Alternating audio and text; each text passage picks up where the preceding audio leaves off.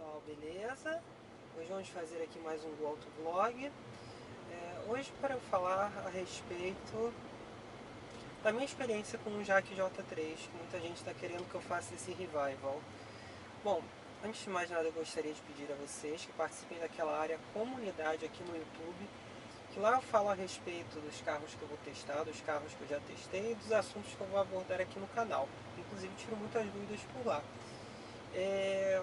Se você ainda não é inscrito aqui no canal, por favor se inscreva. Toda semana a gente sempre tenta trazer um vídeo novo aqui para o canal, ok? Bom, para quem não sabe, eu tive um JAC J3 em 2012 e 2014. Eu comprei o carro 0 km em setembro de 2012. Peguei o carro dia 21 de setembro, me lembro disso até hoje. A experiência não foi boa para mim.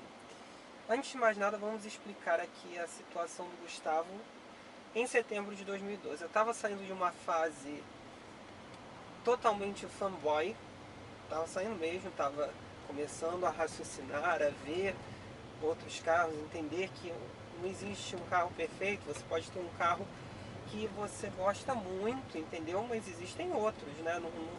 O mundo não gira em torno daquele carro só. E eu era assim com o Monza.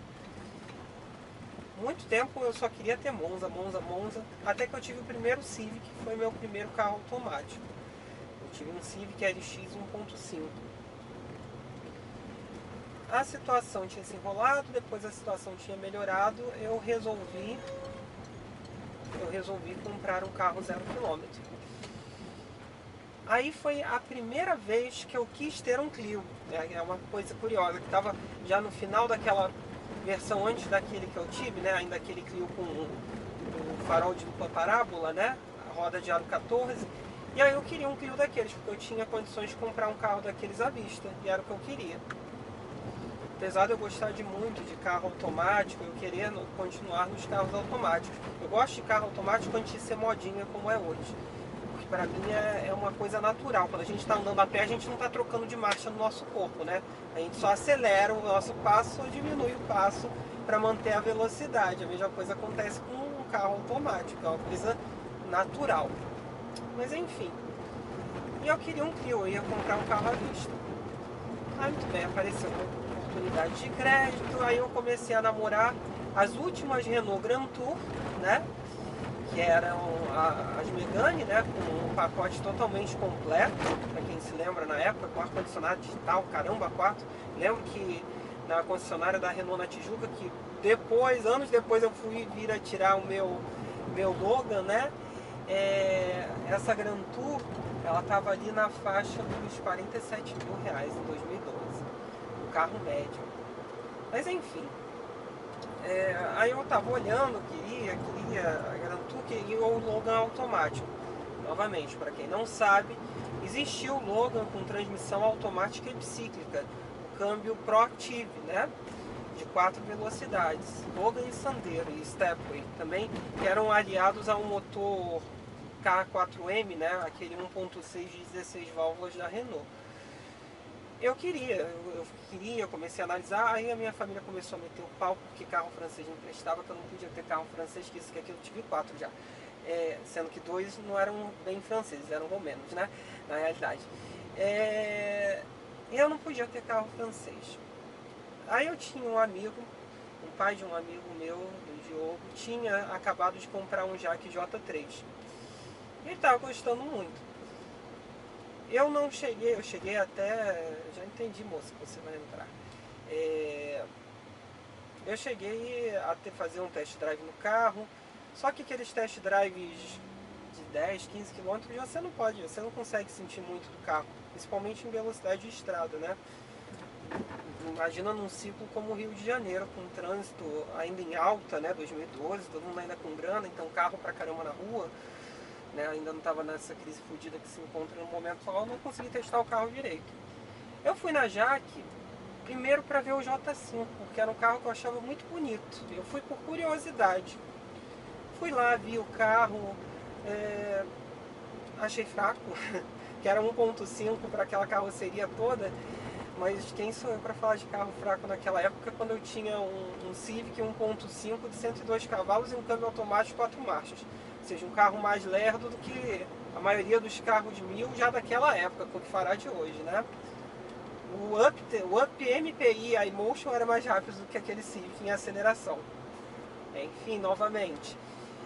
Fui, testei, aí meu pai começou a falar também do Jaque J3, que eu poderia pegar um carro daqueles que eu ia acabar gostando, e eu fiquei relutante. Minha mãe estava arranjando uma confusão danada comigo porque eu ia ter um carro automático de novo. E esse carro ela ia acabar dirigindo impreterivelmente, né? Aí, nessa época ela ainda tinha um Monza dela, mas ela ia acabar usando o meu carro também. E ela não queria de jeito algum dirigir carro automático. A minha mãe era cabeça dura. Agora ela dirige tudo, né? Agora tem um Jetta com dupla embreagem. Mas enfim, aí... Muito bem, aí rolou. Acabou que eu comprei o Jaque J3. Porque ele tinha um conceito tal, legal, não sei o que. Muito bem, eu comprei o carro. Pra mim foi burrice. Porque eu ainda não estava com a minha cabeça bem maturada. Eu não estava pensando direito, né? Não apenas pensando direito. Não é que nem hoje que eu sempre gostei muito de carro. Sempre li muito a respeito de carro. Mas nessa minha fase de fanboy, eu não lia nada, todos os meus olhos iam para Monza, Monza, Monza, então eu não prestava atenção no que acontecia no mercado no entorno. E a gente tem que ser sincero que o Jaque J3 foi um case de muito sucesso quando ele foi lançado. Por quê? Uma marca desconhecida, um mega boom no marketing, né, com o Faustão, o Cacete A4, abriu acho que 50 concessionárias de uma vez só, em março de 2011, e começou a vender carro pra caramba, sem ninguém nem conhecer o raio do carro, só por conta da propaganda do Faustão. Fez um certo sucesso entre 2011 e 2012, e ainda teve o pormenor, que por conta do Jaque, o Jaque ele foi muito importante para a nossa indústria, por mais maluco que isso possa parecer, o carro sendo chinês, porque ele fez os carros da mesma categoria caírem de preço de uma vez só. Tá? Você não tinha, por exemplo, Fiesta, Sandero, Gol com airbag, motor 1.6, abaixo dos 40, 45 mil reais, isso em 2012. E quando o J3 foi lançado por 35 mil, mais ou menos, ele fez todo esse mercado cair de uma vez só. No início estava fazendo sucesso, vendendo pra caramba. Aí quando eu comprei ele na Jaque da Tijuca, o meu era cinza urano, né? Comecei a usar o carro. No dia a dia, ele começou a fazer muito barulho por dentro, de acabamento, tudo se batendo. O que acontecia? Era um carro com muita utilização de plástico duro, né? Só que com uma rigidez torcional baixa. Então o plástico ia se movimentando, né? Ele ia perdendo a firmeza junto com a carroceria. E com isso o carro virou uma escola de samba muito rápido. Inclusive a tampa da mala dele começou a batucar logo que eu tirei o carro da concessionária. Para mim foi um terror aquilo. E toda hora indo em concessionária para tirar esses grilos. Algumas das vezes o carro não deixou de ligar, de funcionar. E você lendo, muita gente é piloto de teclado, né? Aqui mesmo, né? Então o que faz? Quando você lê a ficha técnica do J3, ela é bonita. Afinal, um motor 1.32, né? Aliás, 1.35, para eu falar o correto, né? O que é o motor 1.35? É que eles chamavam aquele motor de 1.4. Eles chamavam aquele motor de 1.4, quando na realidade ele não era 1.4 nada. Era que nem o do Fit, né? Que é um motor 1.35, né? 1.35, deixa eu puxar aqui. 1.35. Você lendo a ficha técnica, ela parece incrível, porque gerava cento e pouquinhos cavalos, acho que 105 ou 106 cavalos, em torno de 14 kg de torque, ainda tinha o VVT, né? Variable Valve Timing, né? Percebam aqui o giro do Peugeot subindo esse ladeirão, isso é incrível. Voltando, 1.500 numa subida dessa, está subindo em quinta mesmo, acertei. Agora vai ter que diminuir, porque perdendo um fôlego. Então você lendo a ficha técnica friamente, suspensão independente nas 4 rodas, né? Um motor que tinha um projeto feito por uma empresa austríaca, né? Então era puro refino teórico, né? Só que na realidade, na vida real, nada disso se fazia. Quando você dirigia o carro, ele era bastante xoxo até os seus 2.000, 2.500 giros. Ele tinha um comportamento muito parecido com aqueles motores de 4 válvulas por cilindro dos anos 90, o que não batia com um motor que tinha comando de válvulas variável, né? Ele era para ser muito mais esperto. Então, quando você ligava o ar-condicionado, era pior ainda a sensação. Aí é que você ficava com aquela sensação de que o carro não estava andando porra nenhuma mesmo, né? Então, isso foi complicado. Eu passei a me irritar com o carro. O câmbio dele era bom, de engates. Era um câmbio muito próximo, igualzinho o da Volkswagen, em termos de qualidade de engate, engrenagem, era muito igual. O que matava o carro era a relação do câmbio era muito mal feita. Ela foi adaptada ao Brasil, né? Porque o chinês gosta de câmbio extremamente longo, carro que seja extremamente macio de suspensão também. Olha, o Jaque J3 era bastante macio, você imagina um negócio mais molenga que aquilo. Era ruim de curva, mesmo você tendo a suspensão independente nas 4 rodas, porque era muito mole e você não tinha rigidez torcional. Mas voltando para o câmbio. Então o que eles fizeram? A relação de marchas dele era muito longa nas primeiras marchas e a quinta marcha era curta. Ele fazia a 100 km por hora em torno de 3.200 RPM. Então era curta para o tamanho do motor. Ele poderia empurrar a 2.800 e economizar muito mais combustível. Então, assim, são coisas que a gente não vai observando quando compra o carro. Aliás, eu não observava, né? Aprendi ali com todos os erros que eu tive, né? Aí ele tinha... A quantidade de revisões era um negócio doido, porque eu me lembro que eu tirei o carro, 2 meses depois ele já fez uma revisão de 3 meses. Aí depois tinha uma de 6 meses e depois uma de 1 ano. E eu acho que a primeira não era paga, era gratuita. As outras que começaram a ser pagas. Ainda eu sei que a partir da segunda revisão, a concessionária que era perto da minha casa fechou.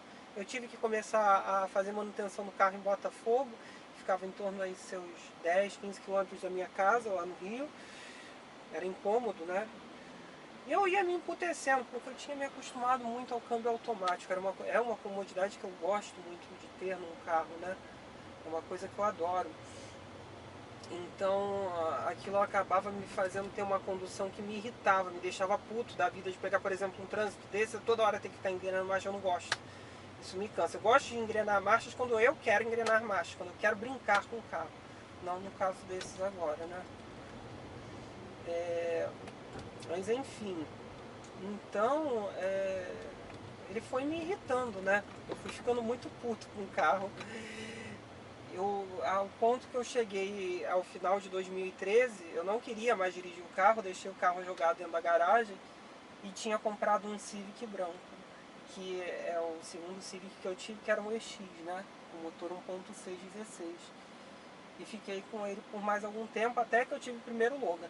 Aí vocês imaginem, o primeiro Logan com motor 1.0 16, um carro muito pesado com motor 1000, ele tinha uma força de baixa rotação um pouco maior do que o Jaque, que tinha um motor muito maior, né, do que o Logan, e ainda tinha a vantagem do comando de válvulas variável. Então é uma coisa complicada, né? Aí muita gente vai falar, então Gustavo, por conta dessa barulheira no carro, por conta dessas problemáticas, teve uma também, já no final, quando eu estava para vender ele, a mola que segura o capô por dentro, né, quebrou. O capô ficava aberto. Teve até isso. O tempo passou, eu testei os outros carros chineses agora. O Jaque T40 é muito mais evoluído, está muito mais maduro, interessante. Os Chery são carros como um carro coreano, entendeu? Já são bons. As coisas evoluem. Gustavo, você teria novamente um carro chinês? Muito provavelmente eu teria sim um Chery, porque eu acho que já evoluiu ao ponto de ter uma coisa com uma determinada qualidade, né? De uma determinada qualidade, de uma determinada dirigibilidade, né? Então evoluiu já bastante, né? eu acho, né? Quando você compara por exemplo, o Jaque J3 que eu tive. Não é porque eu tive um problema com aquele carro que eu acho que as coisas vão ser eternamente iguais. Um exemplo, eu estava falando do Jetta da minha mãe agora, né? Ele tem dado muito problema com a transmissão da SG. É um Volkswagen. O meu os Ups tiveram problemas de freio sérios. Então assim, mas eu acredito que não seja por isso que eu vou deixar de ter um carro da marca no futuro, se ele realmente tiver a presença, me der o prazer ao dirigir, né? Me der prazer ao dirigir, que coisa que o Jaque J3 nunca conseguiu fazer, a não ser me irritar, né? Pô, era horrível, por exemplo, no Alta Boa Vista, eu andava muito na Estrada das Canoas, né, lá no Rio. São subidas íngremes, né? Aqui em Juiz de Fora deve ser um terror dirigir um carro daqueles. O que acontecia? Para eu ultrapassar, eu tinha que botar a primeira marcha, muitas das vezes, porque o câmbio era muito longo. E às vezes ele não conseguia, mesmo assim, primeira marcha, porque ele era extremamente longo, então ele não conseguia encher o motor, para que ele conseguisse fazer a manobra com segurança. Então era muito ruim, né? Mas estão evoluindo, os Sherrys estão aí já para falar isso. O Sherry Arriso 5 é maravilhoso. Sherry Tingo 5X também, já são carros muito amadurecidos, muito bons de se conduzir, muito mais para frente do que era aquele meu Jaque J3. E com certeza eu teria. Não da Jaque, porque a Jaque não está produzindo nada que me interesse. O T40 é interessante, é evoluído, mas não é o perfil de carro que eu compraria, né? Alguém quer falar comigo a todo custo. Mas acho que eu já mandei a mensagem aqui para vocês, pessoal, por esse vídeo. Curtam, compartilhem, se inscrevam no canal. Se vocês têm alguma dúvida, postem aí embaixo que com o tempo eu vou respondendo. Se vocês querem que eu teste algum carro específico, me informem aí embaixo que com o tempo eu vou respondendo. É isso então, pessoal. Valeu!